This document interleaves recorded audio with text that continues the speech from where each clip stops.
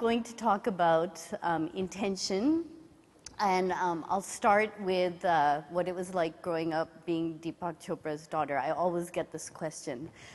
It's probably the first question when someone meets me. They are amazed and they say, what was it like growing up? And to be honest, I think for Gautam, who'll speak later, and myself, you know, our dad was our dad. We actually had a pretty normal childhood. We grew up in Boston. And had a close family, close extended family. But, you know, we started meeting people like Michael Jackson at a young age who used to come to our house and spend the night, and he was always so polite. He'd make sure he did the bed and washed his dishes. We met kind of world leaders. We had extremely amazing business people who came to our house. So, you know, there was as we grew older, there was kind of this interesting group of people who were in our circle. And I have to say it's extended to my kids who got to meet President Obama last Thursday. And what was even more exciting for them 2 weeks earlier was meeting Lady Gaga. So there's always been this kind of interesting flow of people. But I think most importantly for me, what was influential were the people who came in our world. And mostly they were people who were on some journey of self-discovery, some journey of healing. And that's really what I took away from that childhood. But Gautam and I were basically the guinea pigs for my dad's various experiments. You know, I was hypnotized to get over my addiction to chocolate, which I'm still not over. We were taught memory tricks, and we were supposed to like perform them in front of people. But I think the most important thing that I learned, and I learned how to meditate when I was 9 years old, and by 16 was doing more advanced techniques. But meditation really provided kind of the foundation for me. One of the things that we used to do after meditation, my dad would ask us to repeat the following phrase. It comes from the Course in Miracles. It says, I am responsible for what I see. I choose the feelings I experience and set the goals I will achieve. And everything that seems to happen to me, I ask for and receive as I have asked. So as kids, every day we would say this phrase. And then my dad would ask us, what do you ask for? Obviously, we'd ask for tickets to the Celtics game, for the new Atari game, for a doll, something like that. And so my dad would listen patiently, and then he'd say, okay, we can figure that out, but what about asking for love, hope, inspiration, purpose, meaning, significance? So we learned as young kids every day to ask for what we wanted in our life. And that really became, I think, something that gave me confidence and hope in the ability to create the life I want. So from a very young age, this power of intention was significant for us. So as I said, we grew up quite normally. I actually went to Brown, and my first job out of Brown was actually an amazing job. Michael Jackson and I were speaking one day, and he was performing at the Super Bowl at the halftime show, if some of you remember this, in 1993. And we said, you know, this is such a huge platform to do something in the world. And we came up with the idea of the Heal the World Foundation. So if you remember, the song Heal the World was actually a song that my dad wrote. And we launched the Heal the World Foundation. And I got to work on launching this global company using music and this amazing event to touch the lives of children around the world. And it was an incredible experience. Went also through the trauma of many of Michael's kind of trials and tribulations. And so after that ended, I had seen the power of media, so I decided I wanted to work at MTV. So that was my intent. And I spent the next 6 months basically chasing a job at MTV. And I got really the dream job at 23 years old. I became the first person to launch MTV. MTV was actually relaunching, the first person to relaunch MTV in India. So I lived in the Taj Hotel in Bombay, and I was the only person in India for a year. And I spent kind of my days doing every aspect of the business, from marketing to production, making videos with bands like No Doubt in the streets of India. to satellite distribution. It was really a dream job. I actually got to go to every nightclub that I wanted to because you just had to flash the MTV badge. And I ended up meeting my husband, Sumant, who you'll hear later, at a rave in New Delhi. So you can see it wasn't the traditional Chopra path. It was a very different kind of path than anyone would assume. And it really was a dream job. And I remember, though, there was a very specific day that changed my life. And that was, we had just sold our first major sponsorship for MTV. And it was a huge, huge, big deal because it had been really hard to break into this market. So I was in a car with my colleagues, and we were really celebrating this big day. And as we were driving, for those of you who have been in Bombay, we were kind of driving through traffic that kind of was very slow, through kind of slums and then nice areas and then again. And our car stopped, and we kind of stopped for a while. It had been unusually slow. So as we were inching along, we kind of just were observing what happened, and right in front of us there was a group of kids. And these kids kind of were wearing tattered clothes, they were shoeless, and they were all crowded around this one little stall, as you can imagine, in India. And so we kind of slowly approached, and as we approached we saw that they were all staring at one thing in a little shack. As we got closer, we saw that in the shack there was a television, and on the television there were American kids grinding to hip-hop music on a beach in California. And there was the wonderful MTV logo. And everybody in my car started cheering. They were like, oh my God, look, there's MTV, there's MTV. And it was like a double success. We had sold the sponsorship, and now look, we've reached every corner of the earth. And I sat in the car, and my heart stopped. And I really just remember feeling and thinking, what am I doing? What am I doing? And I realized I had grown up kind of with this power of intention and thinking about purpose and meaning. And while I had the dream job, and I still think it was an amazing experience, and I love companies like that, I realized that that wasn't my intent and my purpose. So I've had many kind of iterations in my career. I've written books. I've been fortunate to work with great companies.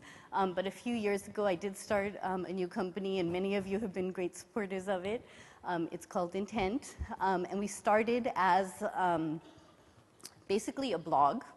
We got many of you actually to write on the blog, and we've had great success, great distribution. There's one story that I'd like to share from that because it reminds me, and I'm sorry, I'm just checking the time.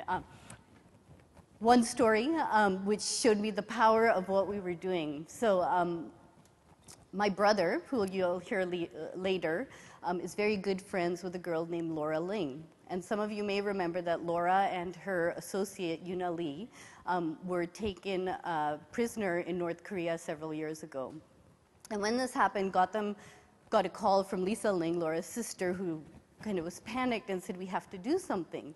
And so the only thing that we knew how to do, and we had created Intent, was to start writing and blogging about it. And so while Lisa kind of was quietly working with the State Department, Gautam and I took on this role of really telling the stories to keep Laura and Yuna in the mind of the world, because otherwise we didn't want them to get lost behind an iron curtain. We did stories like one which I wrote on Yuna Lee, who had a 1-minute phone call after being prisoner for, I think, 5 months or something, to her husband. And in that 1-minute phone call, the only thing she wanted to tell her husband was to make sure he signed up for their daughter's summer camp, and didn't miss the deadline. And so I wrote this blog about being a mom in captivity, which got picked up all over the world. So we wrote all these stories, one of which was something that Gautam wrote, which was about, again, Michael Jackson. Michael had read some of our blogs, and he called Gautam and he said, you know, I heard your friend's in trouble. Is there any way I can help? And Gautam said, yeah, you know, it's a really dire situation, but Lisa's working with the State Department. We're doing everything we can. And Michael said, no, but, you know, I think I could help. And Gautam said, yeah, Mike, I mean, what do you think? And he said, you know that guy, Kim Jong, the leader over there? And Gautam said, yeah, he's kind of crazy, but yeah, we know him. And Michael said, no, I think he may be a fan of mine. And so Gautam said, well, Michael, you know, everybody in the world is a fan of yours. Everyone knows you. And Michael said, no, I think he's kind of obsessed with me. And so Gautam said, well, you know, he said, no, I think he's obsessed with me. Have you noticed that he dresses just like me? And so if you remember, Kim Jong used to wear those, Michael used to wear those military outfits, and he was convinced that Kim Jong was following him. So Michael had offered to kind of call Kim Jong and see if he could help. So after Michael died, a few months later, Gautam had written a blog. He thought, let me take advantage of you know, all the attention around Michael and kind of see if I can tell the story about Laura. So Gautam wrote this blog. It got picked up. Actually, Larry King called and had Gautam on his show. And Gautam told the story. Well, a few months later, you'll remember that Laura was rescued in this very dramatic rescue where President Clinton went to bring her and Yuna back. And when Laura came back, she called Gautam and she said, you won't believe it. I was sitting in my prison and the guard came up to me and he said, he whispered to me, do you know that Michael Jackson was trying to get you out of prison? And so it was an example to us of how with media today, you can reach every corner of the planet, even behind the Iron Curtain. And so that kind of motivated me even more with what we're doing with intent.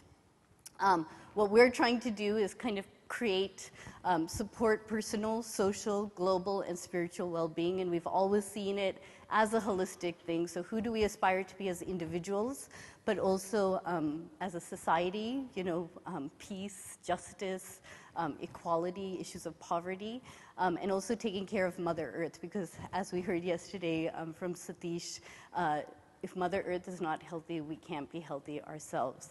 So we've done some fun things. We did a flash mob meditation in Union Square, San Francisco last year, actually with Sok and Bicha, that sponsored us, the drink that you see here. What's been really interesting is we had the blogs, but we had a little box on intent. And all the box asked is, what's your intent? And we saw, and you'll see in this graph, is that we had this transition from people reading the blogs to actually sharing their intents. And so you'll see kind of the shift from just the green of content to what we call Twitter with a purpose. People saying what they want. And then what was really even more interesting is as we saw the intents growing, what grew even more was people supporting each other. So I think so much of what we've heard over the last weekend comes into play here of how can we use social media also for empathy and compassion and supporting each other to create change. So I'm just going to show you two slides. We've taken the learnings from the last 4 years of intent and kind of these shifts that we've seen.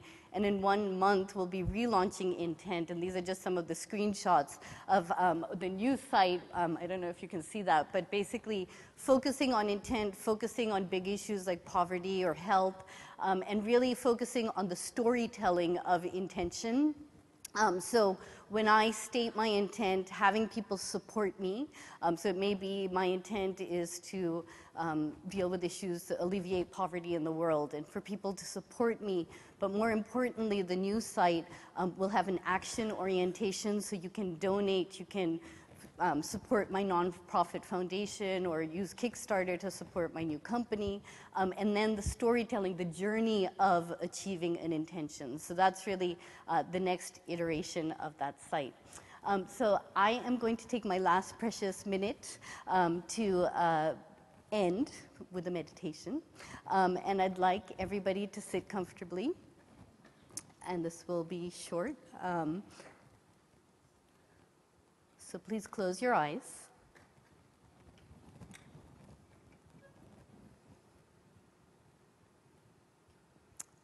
I'm going to ask a few questions, and as I ask the questions, don't feel the need to answer, just feel the answers.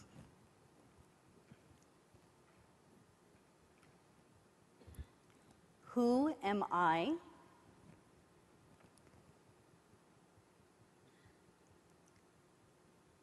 Who am I?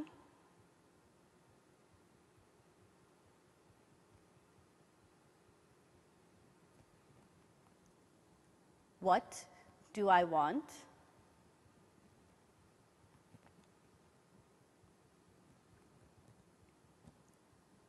What do I want?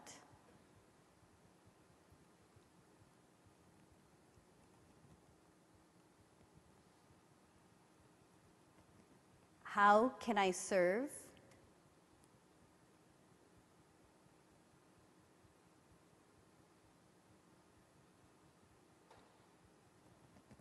How can I serve?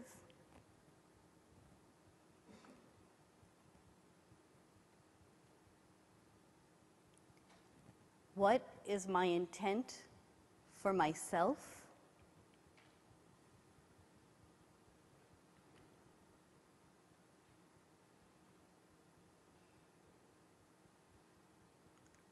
What is my intent for my world?